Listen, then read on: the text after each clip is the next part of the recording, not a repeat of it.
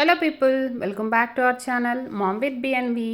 ఈ మధ్య యూట్యూబ్లో, ఇన్స్టాగ్రామ్లో ఎక్కడ చూసినా దేవుడి సామాన్లు క్లీన్ చేసుకోవడానికి ఒక ఈజీ మెథడ్ అని చెప్పి ఒక సొల్యూషన్ లాగా ఇంట్లోనే ప్రిపేర్ చేసుకొని చేస్తున్నారు కదా.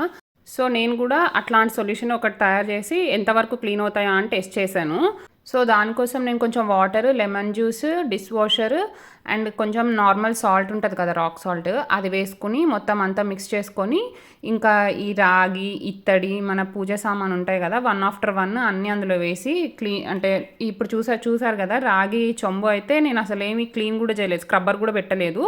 డైరెక్ట్ ఇట్లా ముంచి ఇట్లా తీస్తేనే సొల్యూషన్లో మంచిగా క్లీన్ అయిపోయింది అదంతటా అదే. ఇంక ఇది ప్రమిదలు కింద ఉండే ప్లేట్స్, వాటిలో ఆయిల్ ఉన్నింది. దానికోసం కొంచెం స్క్రబ్ చేయాల్సి వచ్చింది. లైక్ పీతాంబరం పెట్టినప్పుడు మనం పెట్టినంత ఎఫర్ట్స్ కూడా అవసరం లేదు, జస్ట్ ఊరికే అలా ఆయిల్ మరకలు అయిపోయేలాగా స్క్రబ్ చేస్తే సరిపోతుంది. చాలా ఫాస్ట్గా ఈజీగా క్లీన్ అయిపోయింది. అయితే మా బున్ను ఏం చేశాడంటే, కొంచెం వాడికి ఎక్స్పెరిమెంట్లో పిచ్ అనమాట, అందుకనే అగరొత్తులు పెట్టుకునే దాని మీద సాంబ్రాన్ వేసాడు, అందుకే అంత బ్లాక్గా కనిపిస్తుంది. అది మాత్రం పోలేదు ఎంత వాష్ చేసినా కానీ.